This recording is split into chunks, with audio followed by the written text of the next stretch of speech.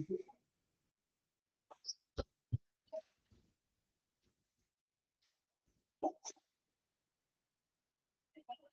afternoon.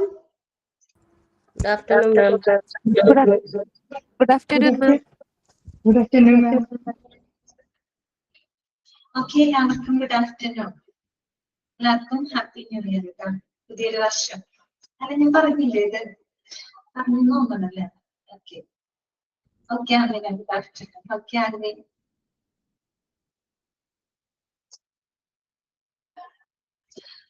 തുടങ്ങാം. അപ്പൊ നമുക്ക് ക്ലാസ് സ്റ്റാർട്ട് ചെയ്താലോ? നമ്മള് കഴിഞ്ഞ ക്ലാസ്സില് എന്തായിരുന്നു മെറ്റീരിയൽ മാനേജ്മെന്റിന്റെ പർച്ചേസ് ഓർഡറിനെ പറ്റിയിട്ടാണ് നമ്മൾ പറഞ്ഞുകൊണ്ടിരിക്കുന്നത് അല്ലെ. ഓക്കെ, പർച്ചേസ് ഓർഡറുകള്, ടൈപ്സ് ഓഫ് പർച്ചേസ് ഓർഡറുകൾ നമ്മൾ പരിചയപ്പെട്ടിട്ടുണ്ട് അല്ലെ. പലതരത്തിലുള്ള പർച്ചേസ് ഓർഡറുകളൊക്കെ നമ്മൾ മനസ്സിലാക്കി. പിന്നെ നമ്മളൊരു പർച്ചേസ് ഓർഡറിനകത്ത് ഉൾപ്പെടുത്തുന്ന ഇൻഫർമേഷൻസുകൾ എന്തൊക്കെയാണ് അല്ലെ. നമ്മൾ കുറെ പ്രാവശ്യമായിട്ട് പറയുന്നതാണ്, പല പറഞ്ഞു പോയിട്ടുണ്ട്. പിന്നെന്തൊക്കെയാ നമ്മൾ പഠിച്ചത്? യെസ്, അതായത് ഒരു പർച്ചേസ് ഓർഡർ പ്രോസസ് എങ്ങനെയാണെന്ന് അല്ലെ. How to submit a purchase order. ഒരു പർച്ചേസ് ഓർഡർ നമ്മൾ എങ്ങനെയാണ് സബ്മിറ്റ് ചെയ്യുന്നത് അത് നമ്മൾ പഠിച്ചു. അതിന്റെ വിവിധ സ്റ്റെപ്പുകൾ നമ്മൾ മനസ്സിലാക്കി. പിന്നെ other documents related to purchase order. Purchase ഓർഡറിനോടൊപ്പം തന്നെ നമ്മൾ അറ്റാച്ച് ചെയ്യുന്ന മറ്റു പല ഡോക്യുമെന്റ്സ് ഉണ്ട് അല്ലെ. അത് വളരെ ഇമ്പോർട്ടന്റ് ആണ് കേട്ടോ. നമ്മൾ പറഞ്ഞില്ലേ പർച്ചേസ് ഓർഡർ കൺഫർമേഷൻ ഉണ്ട്, ഇൻവോയ്സ് ഉണ്ട്, പാക്കിംഗ് സ്ലിപ്പ്, ഇങ്ങനെയുള്ള മറ്റു പല ഡോക്യുമെന്റ്സുകളെ പറ്റിയും നമ്മൾ പരിചയപ്പെട്ടു. പർച്ചേസ് ഓർഡറിനോടൊപ്പം തന്നെ അറ്റാച്ച് ചെയ്യുന്ന മറ്റുള്ള ഡോക്യുമെന്റ്സ്. പിന്നെ നമ്മൾ പറഞ്ഞത് പർച്ചേസ് ഓർഡറിന്റെ ലിമിറ്റേഷൻസ് എന്തൊക്കെയാണ്, പരിമിതികൾ എന്തൊക്കെയാണ്. എല്ലാ കാര്യങ്ങളും സാധാരണ നമുക്ക് ഒരു നിശ്ചിത പ്രൈസിൽ ഒരു നിശ്ചിത ക്വാണ്ടിറ്റി ഓഫ് ഐറ്റംസുകളൊക്കെ വാങ്ങാനായിട്ട് നമുക്ക് പർച്ചേസ് ഓർഡറുകൾ ഉപയോഗപ്പെടുത്താം. പക്ഷെ നമുക്ക് ഒരു കാരണവശാലും പർച്ചേസ് ഓർഡറുകൾ ഉപയോഗിക്കാൻ പാടില്ലാത്ത, നമുക്ക് സാധിക്കാത്ത ചില കാര്യങ്ങളുണ്ട് അല്ലെ. അതെന്തൊക്കെയാണ്? അതാണ് അതിന്റെ ലിമിറ്റേഷൻസ് ആയിട്ട് നമ്മൾ പറഞ്ഞത്. അതും ഇമ്പോർട്ടന്റ് ആണ് കേട്ടോ. Recurring bills, monthly subscription, services with varying cost, internal expenses, അതൊക്കെ നമ്മൾ പറഞ്ഞു. പിന്നെ ഒരു പർച്ചേസ് ഓർഡറിൽ എന്തൊക്കെ ഇൻഫർമേഷൻസ് ആണ് നമ്മൾ ഉൾപ്പെടുത്തുന്നത്. കുറെ ക്ലാസ്സുകളിൽ നമ്മൾ പറഞ്ഞു, അത് തന്നെയായിരുന്നു. ഓക്കെ, ഇത്രയാണ് നമ്മൾ കഴിഞ്ഞ ക്ലാസ്സിൽ എടുത്തത് കേട്ടോ. വായിച്ചൊക്കെ നോക്കിയോ? എത്രയും ഭാഗങ്ങളൊക്കെ വായിച്ചു നോക്കിയോ? മനസ്സിലായോ നിങ്ങൾക്ക്? ഓക്കെ ആണോ? ഓക്കെ അല്ലേ? ഇനി നമുക്ക് നെക്സ്റ്റ് നോക്കാനുള്ളത് what happens when a purchase order is received കേട്ടോ. ഇനി ഒരു പർച്ചേസ് ഓർഡർ റിസീവ് ചെയ്ത് കഴിഞ്ഞാല് ഇനി എന്തൊക്കെ കാര്യങ്ങളാണ് നടക്കുന്നത് കേട്ടോ. അതിനെ പറ്റിയിട്ടാണ് ഇനി നമ്മൾ മനസ്സിലാക്കാനായിട്ട് പോകുന്നത്. എളുപ്പമുള്ള കാര്യങ്ങളാണ് കേട്ടോ, നമുക്കറിയാവുന്ന കാര്യങ്ങൾ തന്നെയാണ്, പുതിയതായിട്ടൊന്നും അതിനകത്ത് പറയുന്നില്ല കേട്ടോ. What happens when a purchase order is received. ആരാണ് പർച്ചേസ് ഓർഡർ റിസീവ് ചെയ്യുന്നത്? ആരാണ്? വെൻഡർ ആണ് അല്ലെ, സപ്ലയർ ആണ്. അപ്പൊ സപ്ലയറുടെ കയ്യിൽ ഒരു പർച്ചേസ് ഓർഡർ കിട്ടിക്കഴിഞ്ഞാല് വാട്ട്സ് നെക്സ്റ്റ്, പിന്നെ എന്താണ് അവിടെ ചെയ്യുന്നത് കേട്ടോ. അതിനെ പറ്റിയിട്ടാണ് അവിടെ എഴുതിയിരിക്കുന്നത്. അപ്പൊ നമുക്കതൊന്ന് നോക്കാം. Today's technology allows for purchase orders to be send via the postal service, email, fax and telephone. ഇന്നിപ്പോ നല്ല ടെക്നോളജി ഒക്കെ ഉള്ളത് കൊണ്ട് തന്നെ നമുക്ക് പർച്ചേസ് ഓർഡർ എന്ന് പറഞ്ഞു കഴിഞ്ഞാല് ഒന്നുകിൽ നമുക്ക് പോസ്റ്റൽ ആയിട്ട് അയക്കാം, അല്ലെങ്കിൽ ഇമെയിൽ ആയിട്ടോ, ഫാക്സ് ആയിട്ടോ, അല്ലെങ്കിൽ ടെലിഫോൺ വഴിയൊക്കെ ആയിട്ട് നമുക്ക് പർച്ചേസ് ഓർഡറുകൾ സെൻഡ് ചെയ്യാവുന്നതാണ്. ഓക്കെ, അല്ലാണ്ട് ഇന്ന രീതിയിൽ മാത്രമേ സെൻഡ് ചെയ്യാൻ പാടുള്ളൂ അങ്ങനെയില്ല. ഇതിപ്പോ ടെക്നോളജി വികസിച്ചത് കൊണ്ട് തന്നെ നമുക്ക് പോസ്റ്റൽ ആയിട്ട് കൊടുക്കാം, ഫാക്സ് ആയിട്ടോ, ഇമെയിൽ ആയിട്ടോ, ഈവൻ ടെലിഫോണിലൂടെ വരെ നമുക്ക് പർച്ചേസ് ഓർഡറുകൾ സെൻഡ് ചെയ്യാവുന്നതാണ്. ഓക്കെ, ഇനി once a distributor of goods or services receives a purchase order, necessary steps are taken to fill the order. അങ്ങനെ ഡിസ്ട്രിബ്യൂട്ടർ ആരാണ്? വിതരണക്കാരൻ ആരാണ്? സപ്ലയർ ആണ് അല്ലെ, വെൻഡർ ആണ്. വെൻഡറുടെ കയ്യിലോട്ടാണ് നമ്മൾ ഈ പർച്ചേസ് ഓർഡർ കൊടുക്കുന്നത് അല്ലെ. അങ്ങനെ ഈ സാധനങ്ങൾക്കും സേവനങ്ങൾക്കും ആയിട്ടുള്ള ഒരു പർച്ചേസ് ഓർഡർ നമ്മുടെ സപ്ലയർ കൈപ്പറ്റി കഴിഞ്ഞാൽ അവരെന്ത് ചെയ്യും? അവർ ആ ഒരു ഓർഡർ ഫില്ല് ചെയ്യുന്നതിന് വേണ്ടിയിട്ടുള്ള എല്ലാ നടപടികളും അവരെടുക്കും അല്ലെ. അവരെന്ത് ചെയ്യും? കൃത്യമായിട്ട് പർച്ചേസ് ഓർഡർ നോക്കി അതിനനുസരിച്ച് ആ ഓർഡർ ഫില്ല് ചെയ്യാനായിട്ടുള്ള മീറ്റ് ചെയ്യാനായിട്ടുള്ള നെസസറി സ്റ്റെപ്സുകൾ അവരവിടെ എടുക്കുന്നുണ്ട്. ഓക്കെ, ഒരു മിനിറ്റ് കേട്ടോ, ഒരു മിനിറ്റ് ജസ്റ്റ് ഒന്ന് വെയിറ്റ് ചെയ്യണം കേട്ടോ.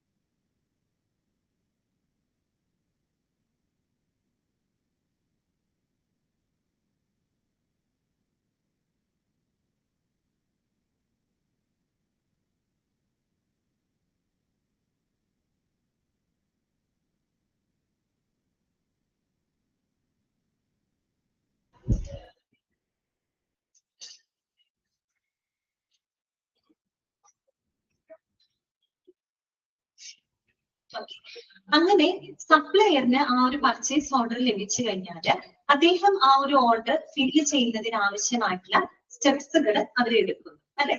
ഓക്കെ, ഓർഡർ നെസസറി സ്റ്റെപ്സ് എടുക്കാന്ന് പറയുമ്പോൾ എന്ത് ചെയ്യും, നമ്മുടെ സപ്ലയർ ആ പർച്ചേസ് ഓർഡർ പ്രകാരമുള്ള സാധനങ്ങൾ അവര് ഷിപ്പ് ചെയ്യുന്നു അല്ലെ, അവര് കയറ്റി വിടുകയാണ് ചെയ്യുന്നത്. Okay, when the order ships, a packing form is general included with the shipment referencing the purchase order, so that when the goods are received, the order can be marked complete.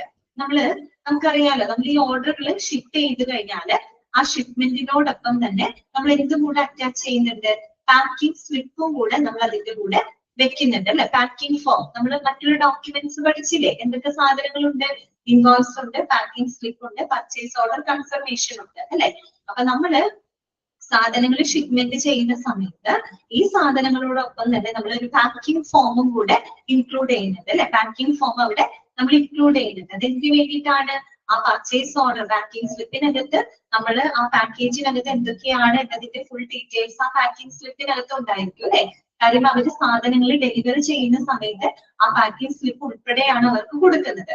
അപ്പൊ purchase order അനുസരിച്ചുള്ള സാധനങ്ങളും മറ്റും ഉണ്ടോ എന്നുള്ളത് അവർക്ക് ആ packing സ്ലിപ്പിലൂടെ confirm ചെയ്യാനായിട്ട് സാധിക്കും. എങ്കിൽ മാത്രമാണ് ആ ഒരു ഓർഡർ അവിടെ കംപ്ലീറ്റ് ആവുന്നത് അല്ലെ. അതാണ് അവിടെ പറയുന്നത് കേട്ടോ.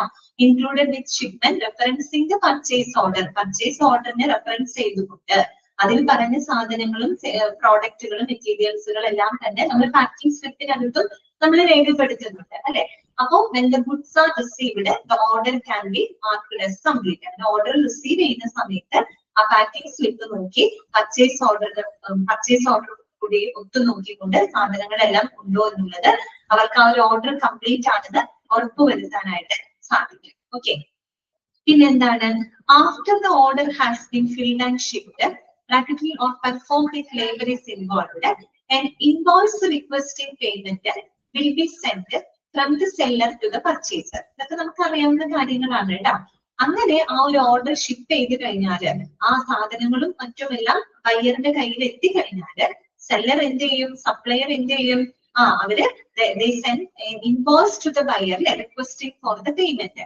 അവരെത്തിച്ചു കൊടുത്ത സാധനങ്ങളുടെ സേവനങ്ങളുടെ പേയ്മെന്റിന് വേണ്ടിയിട്ട് സപ്ലയർ അഥവാ സെല്ലർ എന്ത് ചെയ്യും, ഒരു ഇൻവോയ്സ്, ഒരു ബില്ല് ആർക്കയക്കും, ബയ്യർക്ക് സെൻഡ് ചെയ്യും അല്ലെ. ബയ്യർക്ക് അയച്ചു കൊടുക്കും, ഒരു ബില്ല് അയച്ചു കൊടുക്കും അല്ലെ. എന്തിനു വേണ്ടിയിട്ടാണ്, requesting for the payment request ചെയ്തുകൊണ്ട് ഒരു ബില്ല് അവർക്ക് അയച്ചു കൊടുക്കുന്നു അല്ലെ. പിന്നെ എന്താണ്, the invoice will also reference the purchase order number.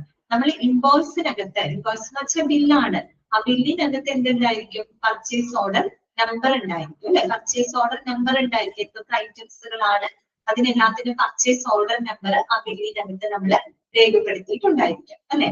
Upon receipt of the invoice, accounts payable can verify and cross reference the invoice to the purchase order.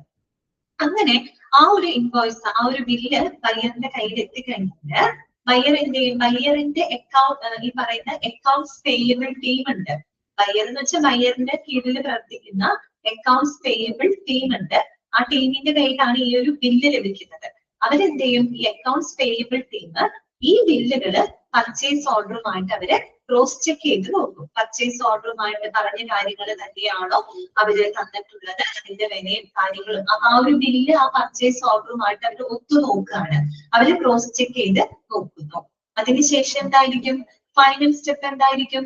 It is the payment of the invoice by the purchaser for the goods and services received. Final step എന്താണ്? അവർ കൈപ്പറ്റിയ സാധനങ്ങൾക്ക് ഇത് കൊടുക്കാം, payment കൊടുക്കാം. ആരാൾക്ക് കൊടുക്കണം? Buyer സെല്ലർക്ക് അയച്ചു കൊടുക്കും അല്ലെ, പേയ്മെന്റ് നടത്തും. ഇത്രയുള്ള സ്റ്റെപ്പ് എന്ന് പറയുന്നത്. ഓക്കെ, ഇത്രയും ഇവിടെ പറഞ്ഞ കാര്യം ഇത്രയാണ്. പർച്ചേസ് ഓർഡർ എന്ന് പറയുന്നത് നമുക്ക് പോസ്റ്റൽ വഴി അയക്കാം, ഇമെയിൽ വഴി അയക്കാം, ഫാക്സ് വഴി അയക്കാം, ഈവൻ ടെലിഫോണിലൂടെ നമുക്ക് പർച്ചേസ് ഓർഡറിൽ സെൻഡ് ചെയ്യാവുന്നതാണ്. അപ്പോ പർച്ചേസ് ഓർഡർ സെല്ലറിന്റെ കയ്യിൽ കിട്ടിക്കഴിഞ്ഞാൽ അദ്ദേഹം ആ ഒരു ഓർഡർ ഫില്ല് ചെയ്യാനുള്ള നടപടികൾ അദ്ദേഹം ചെയ്യുന്നു അല്ലെ. അങ്ങനെ ഈ ഓർഡർ ഷിപ്പ് ചെയ്ത് കഴിഞ്ഞാൽ ആ ഷിപ്മെന്റിനോടൊപ്പം അവർ എന്ത് അറ്റാച്ച് ചെയ്യുന്നുണ്ട്? പാക്കിംഗ് സ്ലിപ്പ് കൂടെ അറ്റാച്ച് ചെയ്ത് അവര് കൊടുത്തുവിടാണ് അല്ലെ. അങ്ങനെ ആ ബയ്യർ സാധനങ്ങൾ കൈപ്പറ്റുന്ന സമയത്ത് അവർക്ക് ആ ഒരു പാക്കിംഗ് സ്ലിപ്പ് ലഭിക്കുകയാണ്. ആ പാക്കിംഗ് സ്ലിപ്പും പർച്ചേസ് ഓർഡറും കൂടെ നോക്കിയിട്ടാണ് അവർ ആ ഓർഡർ കംപ്ലീറ്റ് ആണെന്ന് ഉറപ്പുവരുന്നത് അല്ലെ. അതിനുശേഷം എന്താണ്? ആ ഓർഡർ ഷിപ്മെന്റ് നടത്തി കഴിഞ്ഞാൽ, ഓർഡർ ഫില്ല് ചെയ്ത് കഴിഞ്ഞിട്ട് പിന്നെ എന്ത് ചെയ്യണം? സെല്ലർ ബയ്യർക്കൊരു ഇൻവോയ്സ് സെൻഡ് ചെയ്യാണ് അല്ലെ, റിക്വസ്റ്റിംഗ് ഫോർ ദ പേയ്മെന്റിന് വേണ്ടിയിട്ട് ഒരു ബില്ല് അയച്ചു കൊടുക്കുന്നു. ബയ്യറിന്റെ അക്കൗണ്ട്സ് പേയബിൾ ടീം ആ ഒരു ഇൻവോയ്സ്, ആ ഒരു ബില്ലിനെ പർച്ചേസ് ഓർഡറുമായിട്ട് ക്രോസ് ചെക്ക് ചെയ്ത് നോക്കുന്നു. കൃത്യമായിട്ട് അവർ ഇവാലുവേറ്റ് ചെയ്ത് നോക്കുന്നു. അതിനുശേഷം നമ്മുടെ ബയ്യർ, നമ്മുടെ പർച്ചേസർ അതിനുള്ള പേയ്മെന്റ് കൊടുക്കും. ഇതാണ് എന്ത് ചെയ്യുന്നത്? പർച്ചേസ് ഓർഡർ റിസീവ് ചെയ്ത് കഴിഞ്ഞാൽ ബാക്കി നടക്കുന്ന പ്രവർത്തനങ്ങൾ ഇതൊക്കെയാണ്. സിമ്പിൾ ആയിട്ടുള്ള കാര്യങ്ങളാണ് കേട്ടോ. ഓക്കെ അല്ലേ? മനസ്സിലായോ? ലിസ്റ്റ് വേണമെങ്കിൽ ഒന്ന് വായിച്ചു നോക്കിയത്, വായിച്ചു നോക്കൂ കേട്ടോ.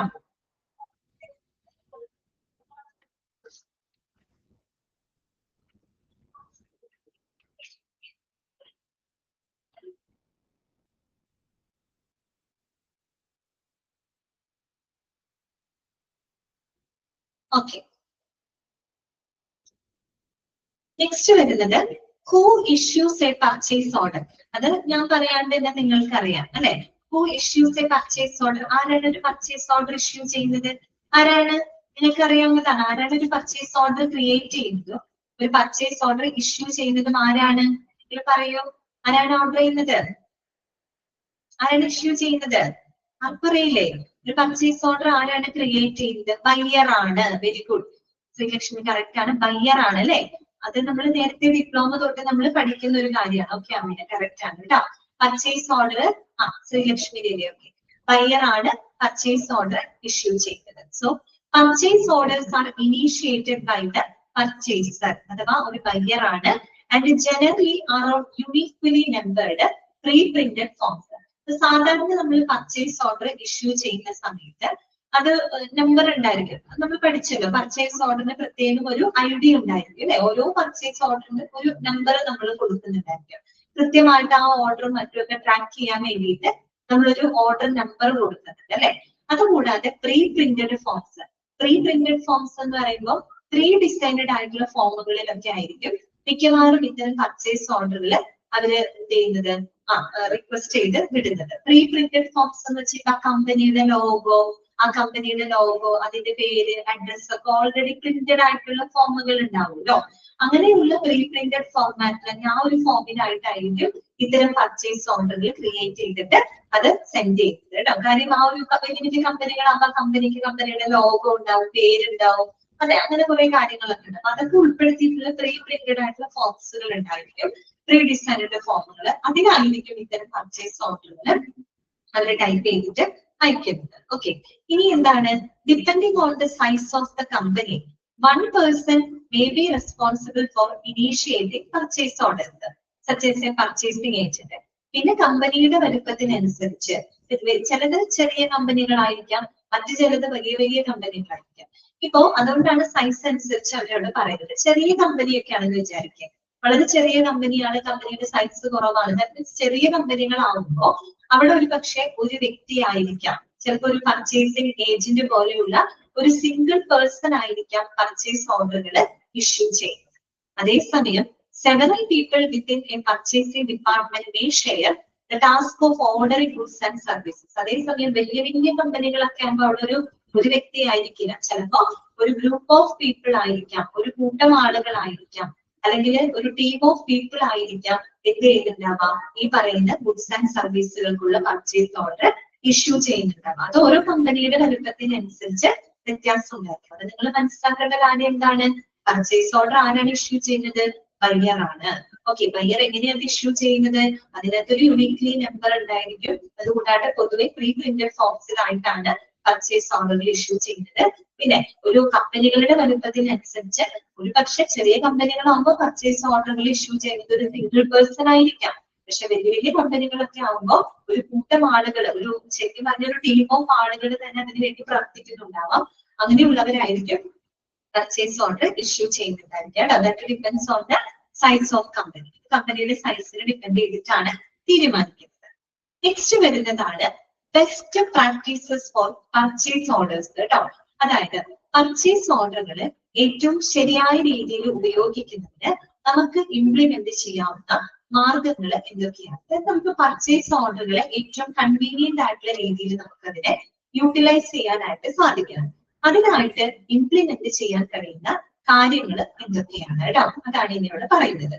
Best practices four purchase orders. Okay, അപ്പൊ നോക്കാം.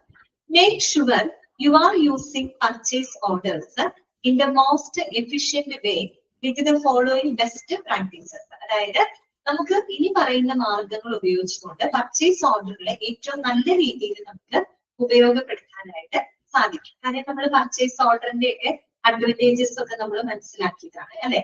അപ്പൊ അതിന് നമുക്ക് ഏറ്റവും ശരിയായ രീതിയിൽ ഉപയോഗിക്കാനായിട്ട് എന്തൊക്കെ മാർഗങ്ങൾ നമുക്ക് സ്വീകരിക്കാം എന്നാണ് അവിടെ പറയുന്നത് കേട്ടോ. 3 പോയിന്റുകളാണ് അവിടെ കൊടുത്തിരിക്കുന്നത്. ഒന്നാമത്തെ കാര്യം ഇതാണ്, clearly define who is responsible for handling purchase orders within the company. Do not allow employees to submit purchase order as needed since this practice might result in duplication orders.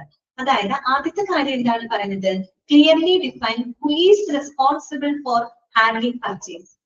അതായത് ഒരു കമ്പനിയിൽ ഈ പറയുന്ന പർച്ചേസ് ഓർഡറുകൾ കൈകാര്യം ചെയ്യുന്നതിനായിട്ട് നമ്മൾ ഒരു വ്യക്തിയെ നിയോഗിക്കാന്നുള്ളതാണ് അവിടെ ശ്രദ്ധിക്കേണ്ട കാര്യം. അതായത് ഏതെങ്കിലും ഒരു സിംഗിൾ പേഴ്സണെ, ഏതെങ്കിലും ഒരു വ്യക്തിയെയോ അല്ലെങ്കിൽ ഒരു ടീമിനെയോ മാത്രമായിട്ട് നമ്മളൊരു പർച്ചേസ് ഓർഡറുകൾ കൈകാര്യം ചെയ്യാനായിട്ട് ഒന്നെങ്കിലും ഒരു വ്യക്തിയെയോ അല്ലെങ്കിൽ നമ്മളൊരു ടീമിനെയോ നിയോഗിക്കാനുള്ളതാണ് ഒന്നാമത്തെ കാര്യം. മനസ്സിലായല്ലോ? അതായത് റെസ്പോൺസിബിൾ ആയിട്ടുള്ള ഒരു വ്യക്തിയെ അല്ലെങ്കിൽ ഒരു ടീമിനെ പർച്ചേസ് ഓർഡറുകൾ കൈകാര്യം ചെയ്യാനായിട്ട് അവിടെ നിയോഗിക്കും. അതാണ് clearly define who is responsible. ആ ഒരു കമ്പനിയുടെ പർച്ചേസ് ഓർഡറുകൾ കൈകാര്യം ചെയ്യാനായിട്ട് റെസ്പോൺസിബിൾ ആയിട്ടുള്ള വ്യക്തി ആരാണെന്നുള്ളത് കൃത്യമായിട്ട് നമ്മൾ അവിടെ ഡിഫൈൻ ചെയ്യും. റെസ്പോൺസിബിൾ ആയിട്ടുള്ള ഒരു വ്യക്തിയെയോ അല്ലെങ്കിൽ ഒരു ടീമിനെയോ അവിടെ ഏൽപ്പിക്കാനുള്ളതാണ് കേട്ടോ.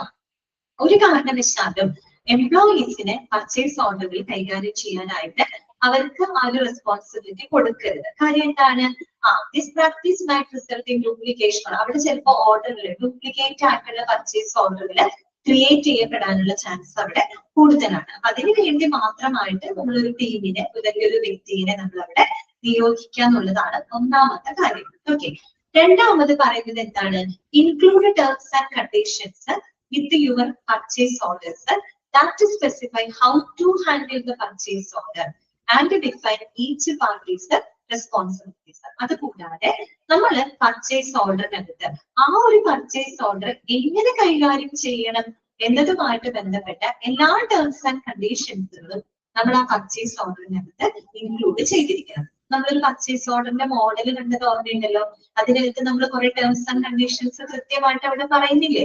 അതുപോലെ ആ പർച്ചേസ് ഓർഡർ എങ്ങനെ കൈകാര്യം ചെയ്യണം, ഓരോരുത്തരുടെയും പർച്ചേസ് ഓർഡർ വ്യത്യാസം ഉണ്ടാവും. അപ്പൊ ഒരു കമ്പനിയുടെ പർച്ചേസ് ഓർഡറുകളെ എങ്ങനെ കൈകാര്യം ചെയ്യണം എന്നതിനെ പറ്റിയിട്ട് കൃത്യമായിട്ടുള്ള ടേംസ് ആൻഡ് കണ്ടീഷൻസ് അവിടെ ഉൾപ്പെടുത്തിയിരിക്കണം.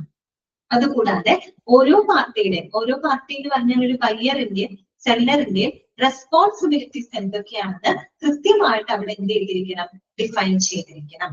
ഓക്കെ, അതിന്റെ പർച്ചേസ് ഓർഡർ എന്ന് പറഞ്ഞ ഒരു ബയ്യറും സെല്ലറും തമ്മിലുള്ള ഒരു എഗ്രിമെന്റ് ആണ്. അവിടെ ബയ്യറിന്റെയും സെല്ലറിന്റെയും റെസ്പോൺസിബിലിറ്റീസ് എന്തൊക്കെയാണെന്ന് കൃത്യമായിട്ട് അവിടെ എന്ത് ചെയ്തിരിക്കണം, ഡിഫൈൻ ചെയ്തിരിക്കണം.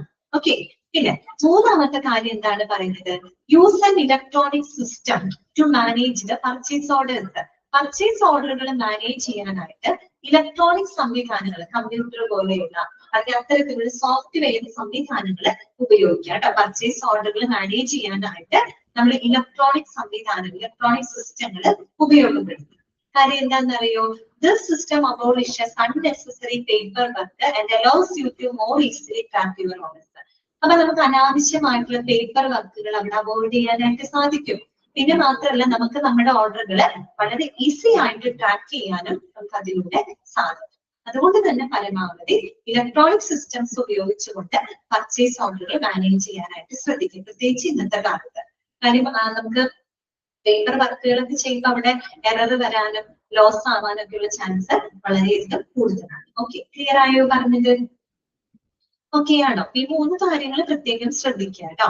ഇനി നോക്കുക, purchase orders will help you handle essential transactions for your business as easily as possible by keeping them well organized and easily referenced.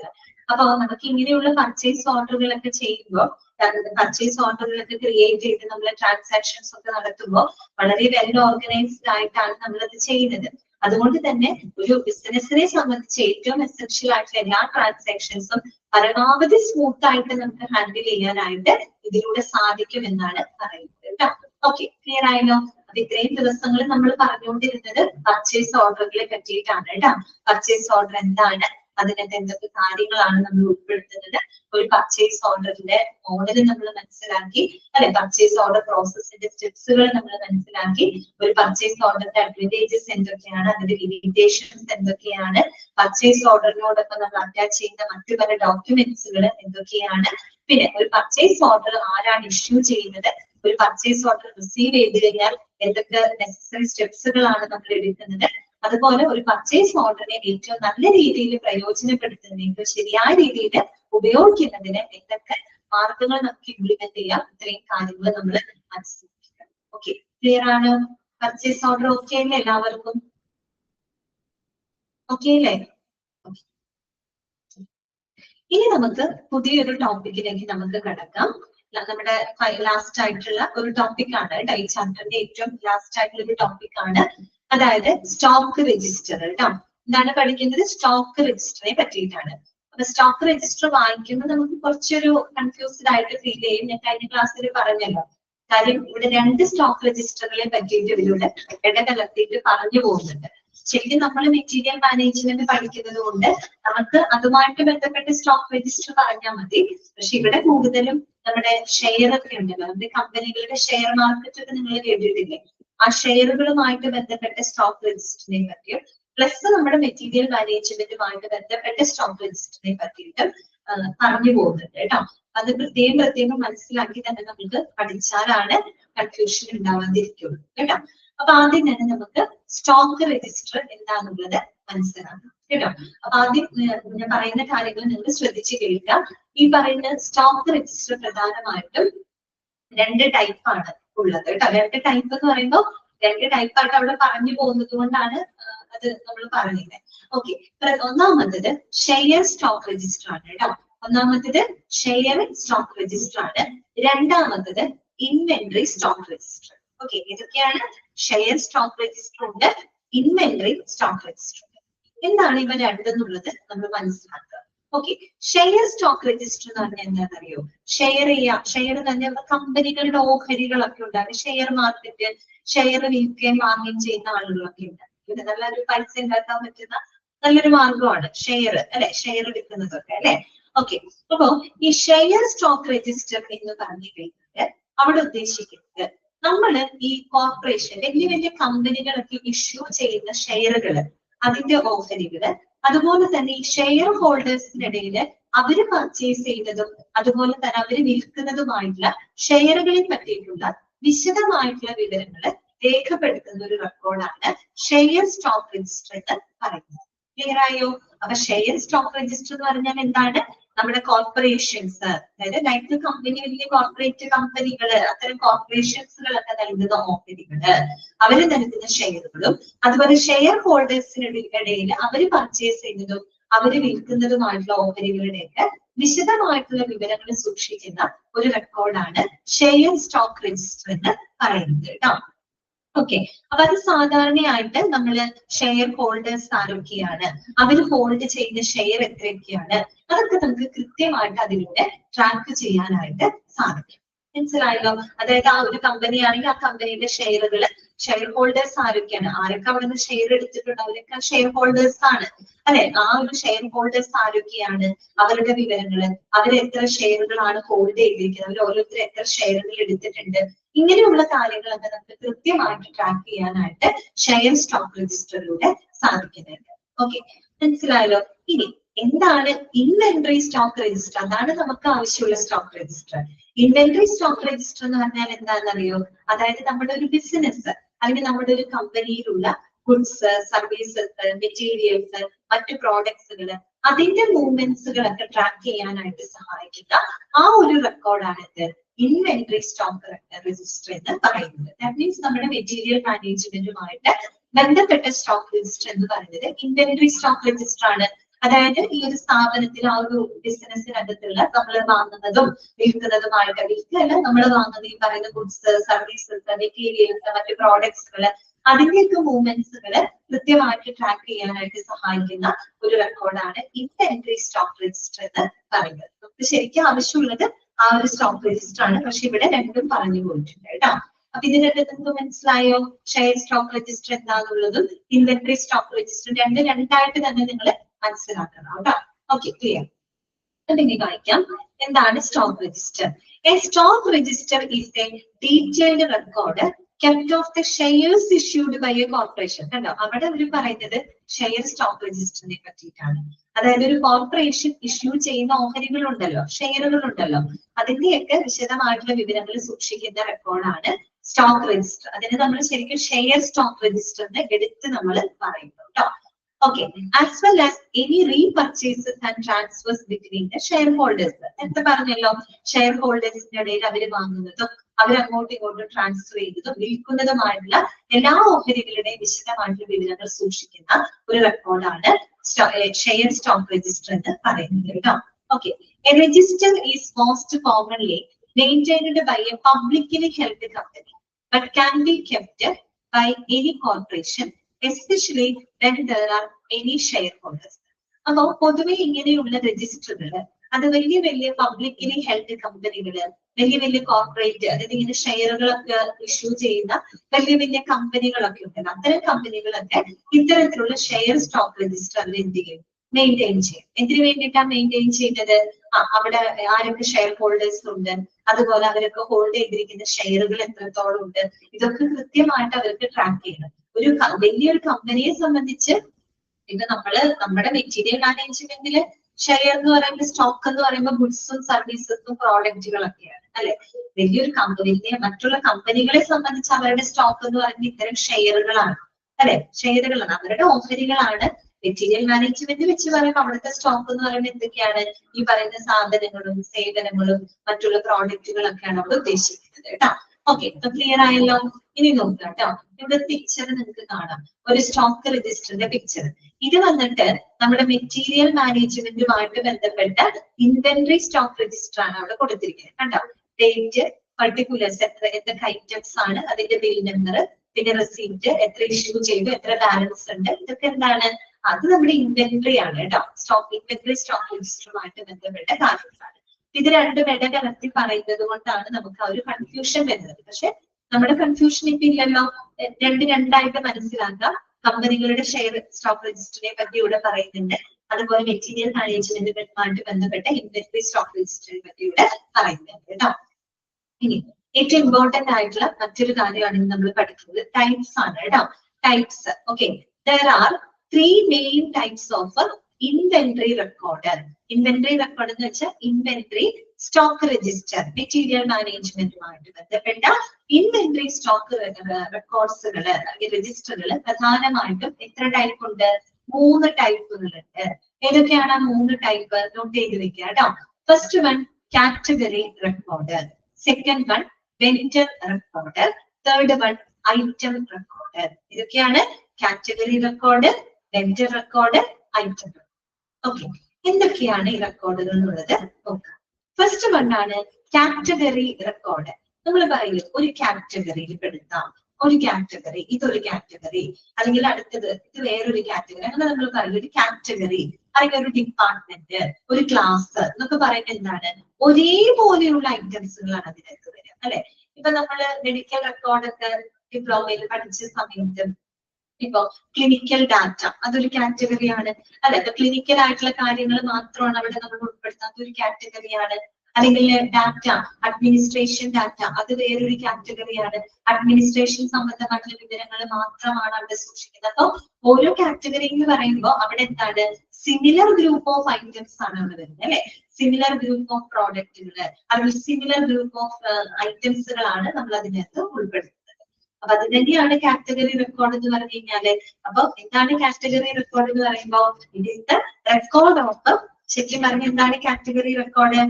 It is the category record എന്ന് പറഞ്ഞാൽ collection of data, collection of data related to a specific group or classification of items, product or service. That means similar group, similar ആയിട്ടുള്ള items, similar ആയിട്ടുള്ള പ്രോഡക്റ്റുകൾ അല്ലെങ്കിൽ similar ആയിട്ടുള്ള സർവീസുകളുടെ വിശദമായിട്ടുള്ള വിവരങ്ങൾ നമ്മൾ രേഖപ്പെടുത്തി വെക്കുന്ന, കാറ്റഗറൈസ് ചെയ്ത് നമ്മൾ രേഖപ്പെടുത്തി വെക്കുന്ന റെക്കോർഡാണ് കാറ്റഗറി റെക്കോർഡ്.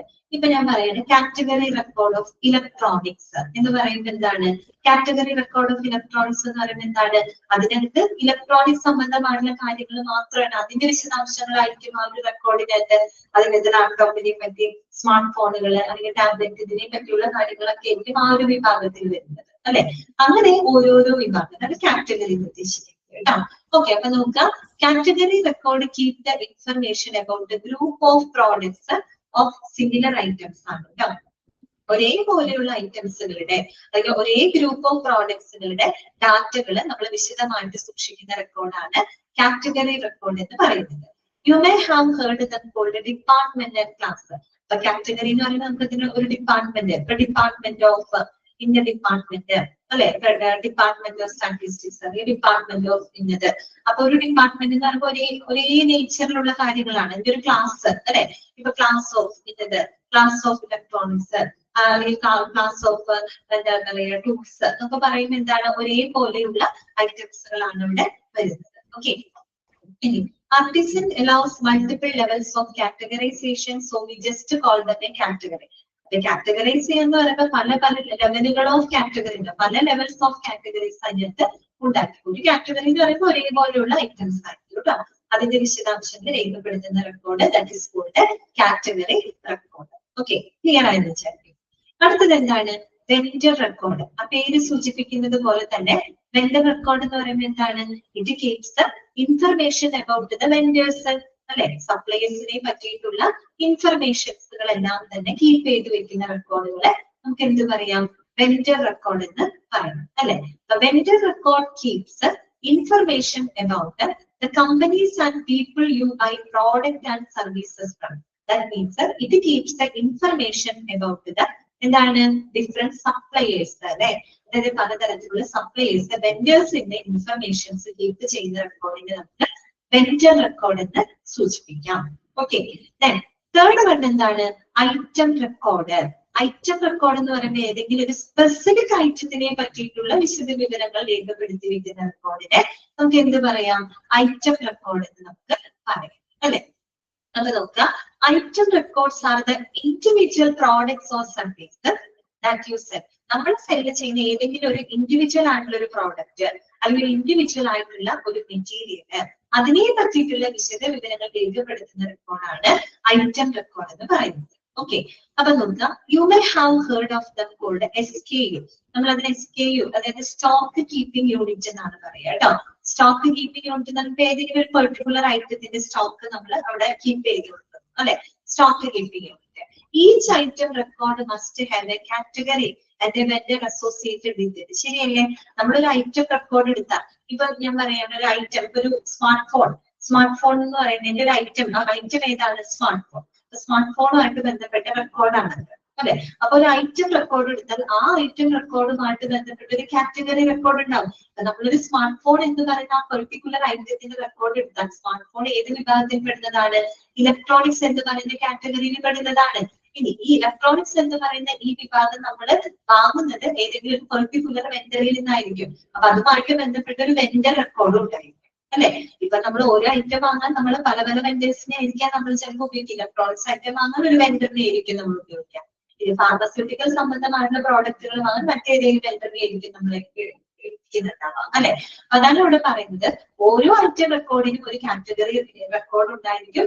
അതുമായിട്ട് ബന്ധപ്പെട്ട് ഒരു വെൻഡറും അതിനോടൊപ്പം ഉണ്ടായിരിക്കും. ഓക്കെ, അപ്പോ before you can start selling A product at least one of each of these records. നമ്മള് ഒരു പ്രോഡക്റ്റ് സെല് ചെയ്യുന്നതിന് മുൻപായിട്ട് ഈ പറയുന്ന മൂന്നെണ്ണത്തിൽ ഏതെങ്കിലും ഒരു റെക്കോർഡുകളെങ്കിലും അവിടെ നിർബന്ധമായിട്ടും എന്ത് ചെയ്തിരിക്കണം, മെയിൻറ്റെയിൻ ചെയ്തിരിക്കണം.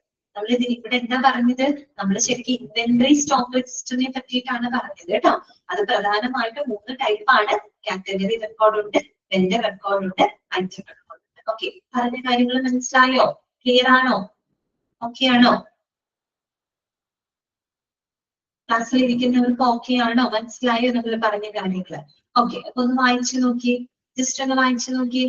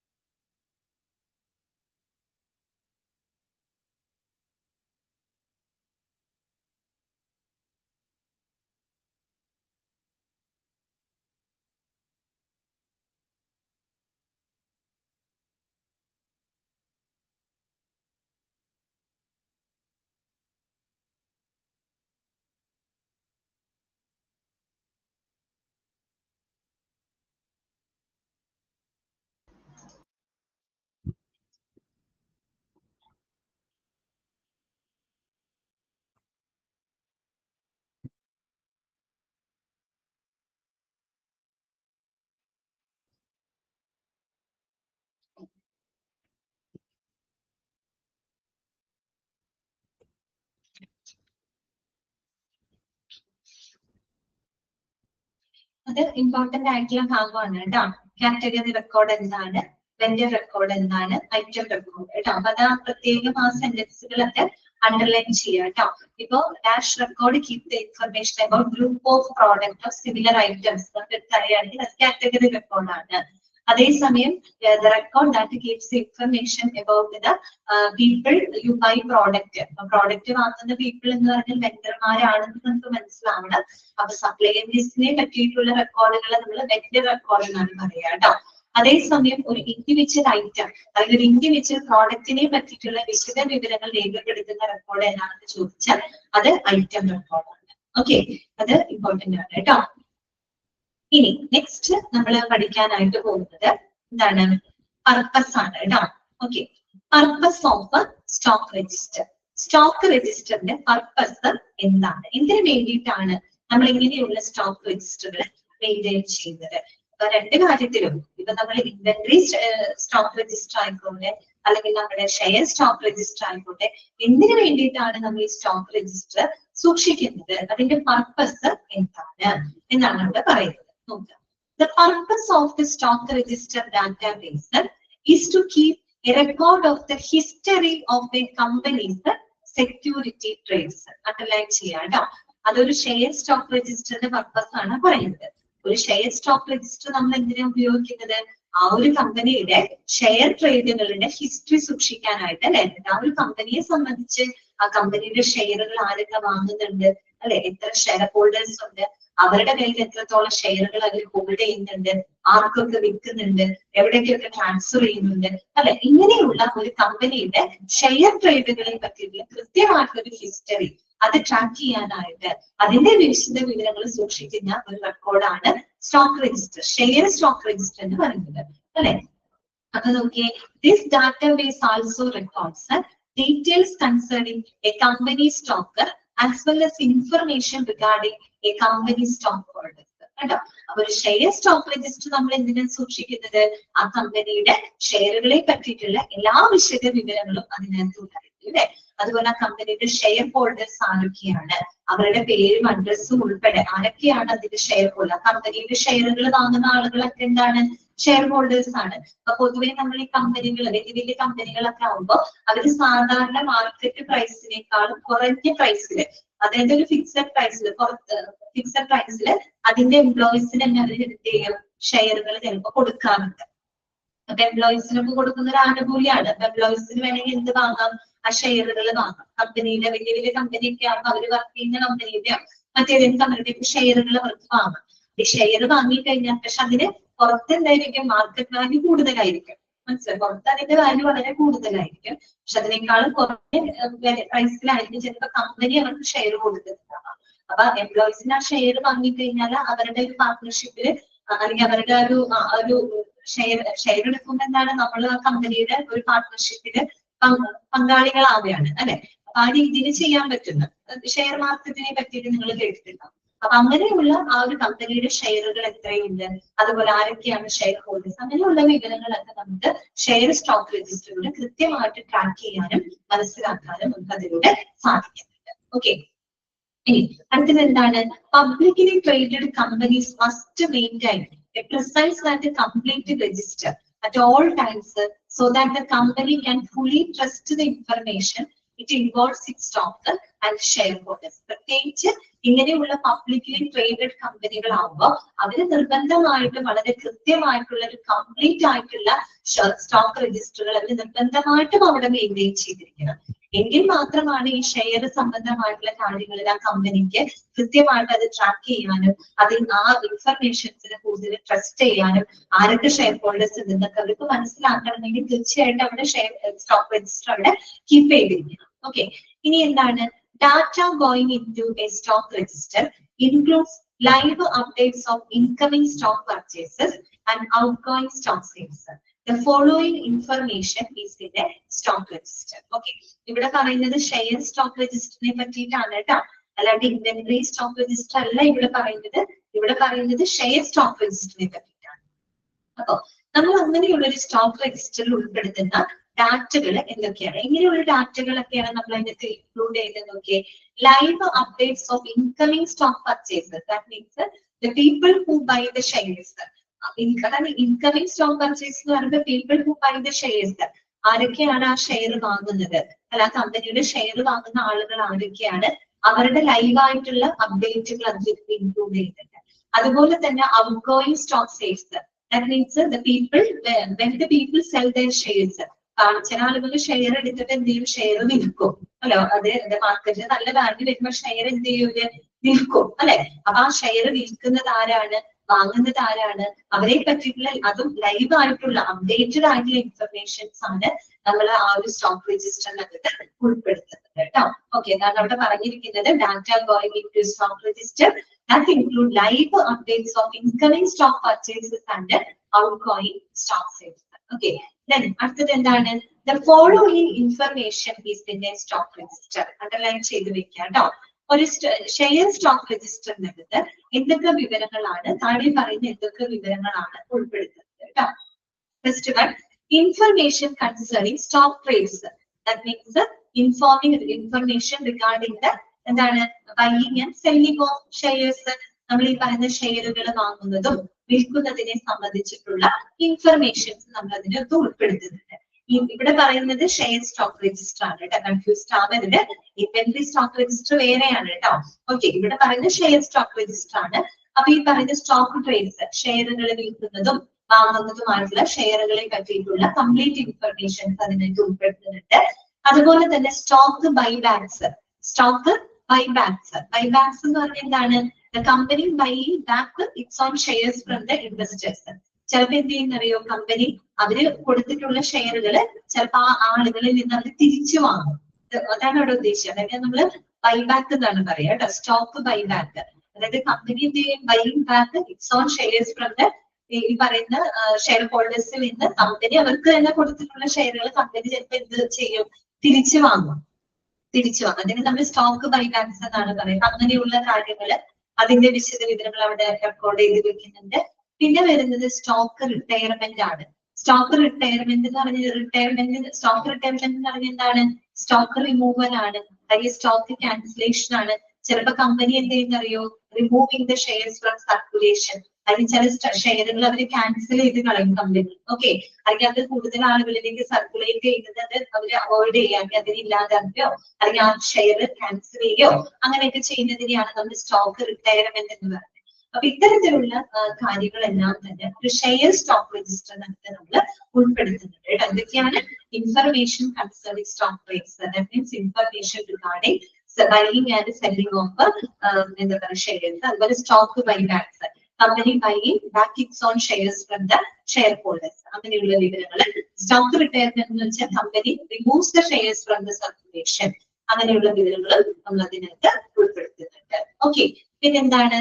This information provides the company with the ability to know the number of outstanding shares at any point in time. Underline ചെയ്യാട്ടോ. അപ്പൊ ഈ പറയുന്ന വിവരങ്ങൾ എന്ന് പറഞ്ഞാൽ അതൊരു കമ്പനിയെ സംബന്ധിച്ച് എങ്ങനെയാണ് ഒരു കമ്പനിനെ അത് ഹെൽപ്പ് ചെയ്യുന്നതെന്ന് അറിയോ? നമുക്ക് the ability to know the number of outstanding shares at any point in time. ഏതൊരു സമയത്തും ഈ പറയുന്ന ഷെയർ ഹോൾഡേഴ്സിന്റെ കയ്യിൽ എത്ര ഷെയറുകൾ ഉണ്ട് എന്ന് കൃത്യമായിട്ട് മനസ്സിലാക്കുക. എത്ര എണ്ണം ഷെയറുകൾ, അല്ലെ, ഓരോ ഷെയർ ഹോൾഡേഴ്സിന്റെ കയ്യിൽ എത്ര എണ്ണം ഷെയറുകൾ വീതമുണ്ട് എന്നുള്ളത് എപ്പോ വേണമെങ്കിലും നമുക്കത് മനസ്സിലാക്കാനുള്ള ആ ഇൻഫർമേഷൻസ് അത് പ്രൊവൈഡ് ചെയ്യുന്നുണ്ട് ഏത് സമയത്തും. കാരണം നമ്മൾ അതിൽ ഉൾപ്പെടുത്തുന്നത് വളരെ ലൈവ് ആയിട്ടുള്ള കാര്യങ്ങളാണ്, ലൈവ് അപ്ഡേറ്റുകളാണ് നമ്മൾ അതിനകത്ത് ഉൾപ്പെടുത്തുന്നത്, അല്ലെ. അപ്പൊ അതൊന്ന് അണ്ടർലൈൻ ചെയ്ത് വെക്കാണ്ട് അതിനോട് ചിലപ്പോൾ ചോദിക്കാം, ആ ഒരു ഇൻഫർമേഷൻ എങ്ങനെയാണ് ഒരു കമ്പനിയെ സഹായിക്കുന്നത്? ഇത് provides the company with ability to know the number of outstanding shares at any point in time. ഏതൊരു സമയത്തും ഷെയർ ഹോൾഡേഴ്സിന്റെ കയ്യിൽ എത്രത്തോളം ഷെയറുകൾ ഇനിയുണ്ട്, എത്രത്തോളം ഷെയറുകൾ ബാലൻസ് ഉണ്ട്, ഇതൊക്കെ കൃത്യമായിട്ട് എത്ര എണ്ണം ഉണ്ടെന്ന് മനസ്സിലാക്കാൻ അതൊരു കമ്പനിക്ക് ആവശ്യമായിട്ടുള്ള വിവരങ്ങൾ. ഓക്കെ, ക്ലിയർ ആയല്ലോ? ഇനി നോക്കിയേ, stock register helps companies with the following areas. ഇവിടെ പറയുന്നത് എന്തിനെ പറ്റി എന്നറിയോ? ഇൻവെന്ററി സ്റ്റോക്ക് രജിസ്റ്ററിനെ പറ്റിയിട്ടാണ് ഇവിടെ പറയുന്നത്. അതായത് നമ്മുടെ സാധനങ്ങളും സേവനങ്ങളും മെറ്റീരിയൽസും അങ്ങനെയുള്ള ഇൻവെന്ററി സ്റ്റോക്ക് രജിസ്റ്റർ ഉണ്ടല്ലോ, അതെങ്ങനെയാണ് ഒരു കമ്പനിയെ സഹായിക്കുന്നത്? അതാണ് നമുക്ക് ആവശ്യമുള്ള സംഭവം. മെറ്റീരിയൽ മാനേജ്മെന്റുമായിട്ട് ബന്ധപ്പെട്ട് അതാണ് നമുക്ക് പഠിക്കേണ്ടത്. So an inventory stock register helps companies in the following areas. എന്തൊക്കെ കാര്യങ്ങളിൽ സഹായിക്കുന്നുണ്ട്? ഒന്ന്, ഇൻവെന്ററി മാനേജ്മെന്റ്, അല്ലെ. ഇൻവെന്ററി മാനേജ്മെന്റ് എന്ന് പറഞ്ഞാൽ എന്താണ്? സ്റ്റോക്ക് മാനേജ്മെന്റ് എന്നാണ് ഉദ്ദേശിക്കുന്നത്, അല്ലെ. ഇൻവെന്ററി മാനേജ്മെന്റ് എന്ന് പറഞ്ഞാൽ എന്താണ്? Stock management. അതായത് ഇപ്പൊ ഒരു ഹോസ്പിറ്റലാണെങ്കിൽ ഹോസ്പിറ്റൽ സ്ഥാപനത്തില് എത്രത്തോളം പ്രോഡക്റ്റുകൾ ഉണ്ട്, എത്രത്തോളം സ്റ്റോക്ക് നിലവിലുണ്ട്, അല്ലെ. ആ സ്റ്റോക്ക് കറക്റ്റ് ആയിട്ട് മാനേജ് ചെയ്ത് പോകണം, അല്ലെ. അണ്ടർ സ്റ്റോക്ക് ആവാനും പാടില്ല, ഓവർ സ്റ്റോക്ക് ആവാനും പാടില്ല. അതേ രീതിയിൽ നമുക്ക് എന്ത് ചെയ്യണം? അവിടുത്തെ ഇൻവെന്ററി എന്ന് വെച്ചാൽ സ്റ്റോക്ക് നമ്മൾ മാനേജ് ചെയ്ത് പോകണം, അല്ലെ. അപ്പൊ അതിന് സഹായിക്കുന്നുണ്ട്. അതുപോലെ ഷോർട്ടേജ് പ്രിവെൻഷൻ, ഷോർട്ടേജ് ഉണ്ടാവുന്നത് നമുക്ക് തടയാൻ സാധിക്കും. കാര്യം നമ്മൾ ഈ സ്റ്റോക്ക് രജിസ്റ്റർ വെക്കുമ്പോൾ നമുക്ക് ഈ ഗുഡ്സും സർവീസും മെറ്റീരിയൽസും പ്രോഡക്ട്സിന്റെ ഒക്കെ മൂവ്മെന്റ്സ് ഒക്കെ കറക്റ്റ് ആയിട്ട് നമുക്ക് ട്രാക്ക് ചെയ്യാൻ പറ്റും. അത് ട്രാക്ക് ചെയ്തുകൊണ്ട് നമുക്ക് കൃത്യമായിട്ട് ഓവർ സ്റ്റോക്ക് ആവാതെ വണ്ട് സ്റ്റോക്ക് ആവാതെ ഒക്കെ മെയിൻറ്റെയിൻ ചെയ്യാൻ പറ്റും. അതുകൊണ്ട് ഷോർട്ടേജ് നമുക്ക് പ്രിവെന്റ് ചെയ്യാൻ പറ്റും, അല്ലെ. സാധനങ്ങൾ തീർന്നു പോകുന്ന ഒരു അവസ്ഥ, ആ ഒരു ഷോർട്ടേജിനെ നമുക്ക് അവിടെ പ്രിവെന്റ് ചെയ്യാനായിട്ട് സാധിക്കും. പിന്നെ അടുത്തത് എന്താണ്? Product supply maintenance. അതുപോലെ നമ്മൾ വിതരണം ചെയ്യുന്ന പ്രോഡക്റ്റുകൾ ഉണ്ടല്ലോ, അത് നമുക്ക് ഈ പ്രോഡക്റ്റുകളുടെ സപ്ലൈ എന്ന് പറയുന്നത് അത് പ്രോപ്പർ ആയിട്ട് നമുക്ക് മെയിൻറ്റെയിൻ ചെയ്യാനായിട്ട് സാധിക്കും. ഏതൊക്കെ രീതിയിൽ പ്രോഡക്റ്റുകൾ വിതരണം ചെയ്യണം, നമ്മൾ സ്റ്റോക്കിനനുസരിച്ചിട്ടാണ് അത് തീരുമാനിക്കുന്നത്, അല്ലെ. അപ്പൊ ആ ഒരു പ്രോഡക്റ്റ് സപ്ലൈ കൃത്യമായിട്ട് മെയിൻറ്റെയിൻ ചെയ്യാൻ ഒരു സ്റ്റോക്ക് രജിസ്റ്റർ വളരെയധികം സഹായിക്കുന്നുണ്ട്. ഓക്കെ, ക്ലിയർ ആയല്ലോ? ഓക്കെ ആണോ? പറഞ്ഞ കാര്യങ്ങൾ മനസ്സിലായോ?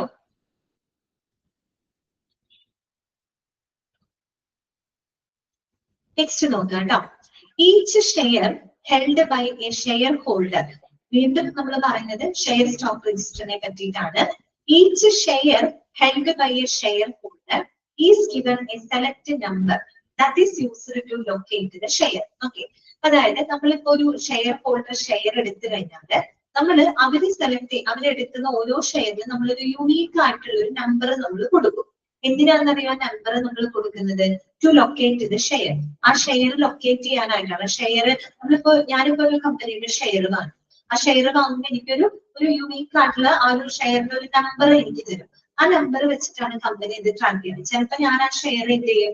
ചിലപ്പോൾ ഞാൻ വേറൊരാൾക്ക് വിൽക്കോ, അല്ലെങ്കിൽ വേറൊരാൾക്ക് ഞാൻ വിൽക്കുകയോ, മറ്റൊരാളിന് വേറെ എന്തെങ്കിലും ഷെയറുകൾ വാങ്ങി, ഇങ്ങനെയൊക്കെ ചെയ്യുമ്പോൾ ഓരോ ഷെയറുകൾ ആരിലൂടെയൊക്കെ പാസ് ചെയ്ത് പോകുന്നുണ്ട്, നിലവിൽ ആരുടെ കയ്യിലാണ്, അങ്ങനെയുള്ള കാര്യങ്ങളൊക്കെ ലൊക്കേറ്റ് ചെയ്യാനായിട്ട് ആ ഒരു നമ്പർ നമുക്ക് ഉപയോഗപ്പെടുത്താം. ഓക്കെ, അപ്പൊ നോക്കൂ, by using this number the following information is determinable. അപ്പൊ നമുക്ക് ആ ഒരു നമ്പർ ഉപയോഗിച്ച് എന്തൊക്കെ കാര്യങ്ങൾ നമുക്ക് ഡിറ്റർമിൻ ചെയ്യാനായിട്ട് സാധിക്കും? ചോദിക്കാവുന്ന ഒരു ക്വസ്റ്റ്യൻ ആണ് കേട്ടോ. ആ ഒരു ഷെയർ നമ്മൾ എടുക്കുമ്പോൾ അതിന് നമ്മൾ യൂണീക്ക് ആയിട്ടുള്ള നമ്പർ കൊടുക്കുന്നുണ്ട്. അപ്പൊ ആ ഒരു ഷെയർ നമ്പർ ഉപയോഗിച്ച് എന്തൊക്കെ ഇൻഫർമേഷൻസുകളാണ് നമുക്ക് ഡിറ്റർമിൻ ചെയ്യാനായിട്ട് സാധിക്കും? എന്തൊക്കെ കാര്യങ്ങൾ നമുക്ക് ഡിറ്റർമിൻ ചെയ്യാൻ പറ്റും? ഒന്ന്, ഓണേഴ്സ് നെയിം, ഓണറിന്റെ പേര്, അല്ലെ? ആരാണ് ഓണർ, അല്ലെ? ആ ഒരു ഷെയർ എടുത്ത ഓണർ, ഷെയർ ഹോൾഡർ ആരാണ്, അയാളുടെ പേര്. ദെൻ ഓണേഴ്സ് അഡ്രസ്, ആ ഷെയർ ഹോൾഡറിന്റെ അഡ്രസ്. അതുപോലെ തന്നെ par value of the stock when purchase. Par value എന്ന് പറഞ്ഞാൽ എന്താണെന്നറിയോ? ഫേസ് വാല്യൂ എന്നുള്ള അർത്ഥമാണ് കേട്ടോ. ഫേസ് വാല്യൂ അഥവാ ഒറിജിനൽ വാല്യൂ. ഞാൻ നേരത്തെ പറഞ്ഞൊരു കാര്യം ഓർമ്മിപ്പിക്കുകയാണ്. അതായത് നമ്മൾ കമ്പനികളുണ്ടല്ലോ, ഈ കമ്പനികള് അവരുടെ ഷെയറുകൾ ചിലപ്പോൾ എംപ്ലോയീസിന് കൊടുക്കാറുണ്ട്, അല്ലെങ്കിൽ ഷെയർ കൊടുക്കാനുള്ള ഒരു ഓപ്ഷൻ കൊടുക്കും. അത് ആ ഒരു കമ്പനി അതിന്റെ ഷെയർ എംപ്ലോയീസിന് കൊടുക്കുന്നത് ഏത് വിലക്കാന്നറിയോ? അതായത് മാർക്കറ്റിൽ ആ ഷെയറിനുള്ളതിനേക്കാളും കുറഞ്ഞ വിലയിലായിരിക്കും കമ്പനി എന്ത് ചെയ്തിട്ടുണ്ടാവുക, അതിന്റെ എംപ്ലോയീസിന് ഷെയറുകൾ കൊടുക്കുന്നത്. എല്ലാ എംപ്ലോയീസും വാങ്ങണമെന്നൊന്നുമില്ല കേട്ടോ. പ്രത്യേകിച്ച് വലിയ ഉയർന്ന പൊസിഷനിലൊക്കെ ഇരിക്കുന്ന വർക്ക് ചെയ്യുന്ന ആളുകൾക്കൊക്കെ കൊടുക്കുന്ന ഒരു ആനുകൂല്യമാണ്. നല്ല വലിയ കമ്പനിയാണെങ്കിൽ കമ്പനിയുടെ ഷെയർ വേണമെങ്കിൽ അവർക്ക് വാങ്ങാം, എംപ്ലോയീസിന് വാങ്ങാം. അപ്പൊ അത് കൊടുക്കുന്നത്, അത് ഏത് വിലയിലാണ് കൊടുക്കുന്നത്? മാർക്കറ്റ് വാല്യൂ ഉണ്ടല്ലോ, പുറത്ത് ആ ഷെയറിന് ഭയങ്കര വിലയായിരിക്കും, അതിനേക്കാൾ കുറഞ്ഞ വിലയിലായിരിക്കും അവരെന്ത് കൊടുക്കുന്നുണ്ടാവുക, ആ ഒരു ഷെയർ എംപ്ലോയീസിനൊക്കെ അല്ലെങ്കിൽ അവിടെയുള്ള ആളുകൾക്ക് കൊടുക്കുന്നുണ്ട്. ആ വാല്യൂ ഉണ്ടല്ലോ, ആ ഒരു ഓഹരിയുടെ യഥാർത്ഥ വാല്യൂ, അതിനെയാണ് നമ്മൾ പാർ വാല്യൂ എന്ന് പറയുന്നത്. നമ്മൾ യഥാർത്ഥ വാല്യൂവിലല്ല, നമ്മൾ മാർക്കറ്റ് വാല്യൂ വ്യത്യാസമുണ്ട്. മാർക്കറ്റ് വാല്യൂ, പാർ വാല്യൂ രണ്ടാണ്. പാർ വാല്യൂ എന്ന് വെച്ചാൽ ഫേസ് വാല്യൂ ആണ്, ഒറിജിനൽ വാല്യൂ ആണ്. ആ വാല്യൂവിലായിരിക്കില്ല നമ്മളത് മാർക്കറ്റിൽ കൊടുക്കുന്നത്. അതിന് മാർക്കറ്റ് വാല്യൂ ഉണ്ട്, അത് കുറച്ചും കൂടെ വാല്യൂ കൂടുതലായിരിക്കും മാർക്കറ്റിൽ. ഓക്കെ, അപ്പൊ par value means par value of the stock when purchase. നമ്മൾ ആ ഒരു എന്താ പറയാ, ആ ഷെയർ നമ്മൾ പർച്ചേസ് ചെയ്യുന്ന സമയത്ത് അതിന്റെ ഒറിജിനൽ വാല്യൂ എത്രയാണ്, അതിന്റെ ആ ഒരു ഫേസ് വാല്യൂ, അതാണ് പാർ വാല്യൂ എന്നതുകൊണ്ട് ഉദ്ദേശിക്കുന്നത് കേട്ടോ. പിന്നെ ഇഷ്യൂവിംഗ് ഡേറ്റ് ആണ്. നമ്മൾ എപ്പോഴാണ് ഷെയർ ഇഷ്യൂ ചെയ്യുന്നത്, അതിന്റെ ഡേറ്റും കാര്യങ്ങളും ഉണ്ടായിരിക്കും. പർച്ചേസിംഗ് ഡേറ്റ് ഉണ്ടാവും. നമ്മളൊരു ഷെയർ ഇഷ്യൂ ചെയ്യുക മാത്രമല്ല, ആ ഷെയർ ആ ആളുകൾ പർച്ചേസ് ചെയ്യുമ്പോൾ ആ പർച്ചേസ് ചെയ്യുന്ന ഡേറ്റ് ഉൾപ്പെടെയുള്ള കാര്യങ്ങൾ, അങ്ങനെയുള്ള കാര്യങ്ങളൊക്കെ നമുക്ക് ഈ നമ്പർ ഉപയോഗിച്ച് കറക്റ്റ് ആയിട്ട് നമുക്ക് ഡിറ്റർമിൻ ചെയ്യാൻ പറ്റും. ഈ നമ്പർ കിട്ടിക്കഴിഞ്ഞാൽ ഈ പറയുന്ന കാര്യങ്ങളൊക്കെ നമുക്ക് മനസ്സിലാക്കാൻ പറ്റും. ഷെയർ ഹോൾഡറിന്റെ പേര്, address, par value, issuing date, purchasing date, ഇങ്ങനെയുള്ള കാര്യങ്ങളൊക്കെ തീരുമാനിക്കാനായിട്ട് സാധിക്കും. ഇനി നോക്കുക, including issuing dates and purchasing dates allows companies to follow the history of its stock. കേട്ടോ, നമ്മൾ ഇങ്ങനെ ഇഷ്യൂവിംഗ് ഡേറ്റും പർച്ചേസിംഗ് ഡേറ്റും ഒക്കെ നമ്മൾ കൃത്യമായിട്ട് ഇൻക്ലൂഡ് ചെയ്യുന്നതിലൂടെ നമുക്ക് ആ സ്റ്റോക്കിന്റെ ഹിസ്റ്ററി കറക്റ്റ് ആയിട്ട് നമുക്ക് എന്ത് ചെയ്യാൻ പറ്റും, ഫോളോ ചെയ്യാനായിട്ട് സാധിക്കും, ട്രാക്ക് ചെയ്യാനായിട്ട് സാധിക്കും, അല്ലെ? To keep this information accurate, stocks require re-registration after a sale to the new owners. Okay, അതായത് to keep this information, അങ്ങനെ ആ ഇൻഫർമേഷൻ ഏറ്റവും കൃത്യമായിട്ട് നമുക്ക് ഉപയോഗിക്കണമെങ്കിൽ നമ്മൾ എന്ത് ചെയ്യണം? Stocks require reregistration after a sale to new owners. ഇപ്പൊ നമ്മൾ ഷെയർ എടുത്തിട്ട് നമ്മൾ വേറൊരാൾക്ക് വിൽക്കുകയാണെന്ന് വിചാരിക്കും. അപ്പൊ ഞാൻ മേടിച്ചിട്ട് ആ ഷെയർ എടുത്തിട്ട് ഞാൻ വേറൊരാൾക്ക് വിൽക്കുകയാണ്. അപ്പൊ ആ ഷെയറിന്റെ ഓണർ മാറി, ഞാനെന്നുള്ളത് പുതിയൊരാളിലേക്ക് മാറി, അല്ലെ? അങ്ങനെ നമ്മൾ മാറുന്ന സമയത്ത്, പുതിയൊരാള് മേടിക്കുന്ന സമയത്ത് അത് നമ്മൾ റീ രജിസ്ട്രേഷൻ നടത്തണം. അതായത് ആ കറക്റ്റ് ആയിട്ട് അത് റീ രജിസ്റ്റർ ചെയ്ത് അതിന്റെ ഓർഡർ നമ്പർ നമ്മൾ കൊടുക്കണം. അതിന്റെ നമ്പർ കൊടുക്കണം. കാരണം അത് വെച്ചിട്ടാണ് നമ്മൾ ഇപ്പൊ ആരുടെ കയ്യിലാണ് നൽകുന്നത്, ആരുടെ കയ്യിലൂടെ ഇത് പാസ് ചെയ്ത് പോകുന്നത് എന്നൊക്കെ നമുക്ക് ട്രാക്ക് ചെയ്യാൻ അപ്പോഴേ പറ്റുള്ളൂ കേട്ടോ. Okay, information concerning the transfer and the new owner requires an entry into the database. അപ്പൊ നമ്മള് ഈ ട്രാൻസ്ഫർ ഒക്കെ ചെയ്യുന്ന സമയത്ത് ഷെയറുകളൊക്കെ അങ്ങോട്ടും ഇങ്ങോട്ടും ട്രാൻസ്ഫർ, എന്നിൽ നിന്ന് വേറൊരാളിലേക്ക് പോകുന്നു, അയാളിൽ നിന്ന് വേറൊരാളിലേക്ക് പോകുന്നു, അങ്ങനെയൊക്കെ ഷെയറുകളെ ട്രാൻസ്ഫർ ചെയ്യുന്ന സമയത്ത് അതുമായിട്ട് ബന്ധപ്പെട്ട ഇൻഫർമേഷൻസും അതുപോലെ അത് ആരുടെ കയ്യിലേക്ക് എത്തുന്ന പുതിയ ഓണർ വരുമ്പോ ഓരോരുത്തരെ വാങ്ങുമ്പോൾ അതാണ് അതിന്റെ ഓണർ, ആ ഓണർമാരുടെയൊക്കെ ഡീറ്റെയിൽസ് കൃത്യമായിട്ട് ഡാറ്റാബേസിൽ എന്ത് ചെയ്തിരിക്കണം, എൻട്രി ചെയ്തിരിക്കണം. അവരുടെ ഓരോരുത്തരുടെയും വിവരങ്ങൾ നമ്മൾ എന്ത് ചെയ്യണം, കൃത്യമായിട്ട് ഡാറ്റാബേസിനകത്ത് എൻട്രി ചെയ്ത് കൊടുത്തിരിക്കണം. Okay, the stock register is a valuable asset in situations of loss or theft. ശരിക്കും പറഞ്ഞാൽ ഈ ഒരു സ്റ്റോക്ക് രജിസ്റ്റർ ഉണ്ടല്ലോ വളരെ വാല്യുബിൾ ആയിട്ടുള്ള ഒരു അസറ്റ് ആയിട്ടാണ് ഇതിനെ കണക്കാക്കുന്നത്. കാര്യം നമുക്ക് ഈ ഷെയറുകള് അല്ലെങ്കിൽ ഇങ്ങനെയുള്ള കാര്യങ്ങളൊക്കെ വല്ല നഷ്ടപ്പെടുകയോ കളവോ പോവുകയോ ഒക്കെ സംഭവിച്ചു കഴിഞ്ഞാൽ അത് കൃത്യമായിട്ട് അത്തരം സാഹചര്യങ്ങളിലൊക്കെ നമ്മളെ ഏറ്റവും അധികം സഹായിക്കുന്നത് ഈ സ്റ്റോക്ക് രജിസ്റ്റർ ആണ്. കാരണം ഇത് വെച്ചിട്ട് നമുക്ക് കറക്റ്റ് ആയിട്ട് അത് ട്രാക്ക് ചെയ്ത് പോകാൻ പറ്റും. അങ്ങനെ വരുമ്പോൾ നമുക്ക് ഷെയറുകൾ നഷ്ടപ്പെടാതെ ഷെയറുകൾ കളവും പോകാതെ ഒക്കെ നമുക്ക് ശ്രദ്ധിക്കാനായിട്ട് അതിലൂടെ സാധിക്കും. So it is A valuable asset. Okay, if a stock certificate needs to be replaced, the stock register provides the information needed and also assists in verifying that the claim is accurate. അതുപോലെ stock സർട്ടിഫിക്കറ്റുകൾ ഒക്കെ replace ചെയ്യേണ്ടതായിട്ട് വരുമ്പോൾ, ഇപ്പൊ stock certificate ഒക്കെ നമുക്ക് മാറ്റേണ്ടതായിട്ടൊക്കെ വരുന്ന സാഹചര്യത്തിൽ എല്ലാ ഇൻഫർമേഷൻസും നമുക്ക് ലഭിക്കുന്നത്, വളരെ വാല്യുബിൾ ആയിട്ടുള്ള ഇൻഫർമേഷൻസ് ഒക്കെ നമുക്ക് ലഭിക്കുന്നത് ഇതിലൂടെയാണ്, സ്റ്റോക്ക് രജിസ്റ്ററിലൂടെയാണ്. മനസ്സിലായോ പറഞ്ഞത്? ഒരു സ്റ്റോക്ക് രജിസ്റ്ററിന്റെ പർപ്പസ് ആണ് നമ്മൾ പറഞ്ഞത് കേട്ടോ. ഓക്കെ, അതിപ്പോ ഒരു ഇൻഡെക്സ് സ്റ്റോക്ക് രജിസ്റ്റർ ആയിക്കോട്ടെ, ഒരു ഷെയർ സ്റ്റോക്ക് രജിസ്റ്റർ ആയിക്കോട്ടെ, കറക്റ്റ് ആയിട്ട് നമുക്ക് അതിന്റെ ഹിസ്റ്ററി ട്രാക്ക് ചെയ്യാനായിട്ട് നമുക്ക് സഹായിക്കുന്ന എല്ലാ വാല്യുബിൾ ഇൻഫർമേഷൻസും പ്രൊവൈഡ് ചെയ്യുന്നുണ്ട് കേട്ടോ. ഓക്കെ, ക്ലിയർ ആയല്ലോ? ഞാനൊന്ന് അൺമ്യൂട്ട് ചെയ്തിട്ടുണ്ട് കേട്ടോ. അന്നത്തെ ക്ലാസ്സിൽ എന്തെങ്കിലും ഡൗട്ടുകൾ ഉണ്ടെങ്കിൽ ചോദിക്കുക കേട്ടോ. എനിക്ക് ഇനി അടുത്ത ക്ലാസ്സിൽ എനിക്ക് തോന്നുന്നു നമുക്ക് ഈ ഒരു ചാപ്റ്റർ ഫിനിഷ് ചെയ്യാൻ പറ്റും കേട്ടോ. നെക്സ്റ്റ് ക്ലാസ്സിൽ നമുക്ക് ഈ ചാപ്റ്റർ ഫിനിഷ് ചെയ്യാം കേട്ടോ. നമുക്ക് മൊഡ്യൂൾ 7 കടക്കാം. ഓക്കെ, വേറെ ഡൗട്ട്സുകളൊന്നും ഇല്ലെങ്കിൽ നമുക്ക് ഇന്നത്തെ ക്ലാസ് വൈൻഡ് അപ്പ് ചെയ്യാം കേട്ടോ. നെക്സ്റ്റ് ക്ലാസ്സിൽ കാണാം. Thank you.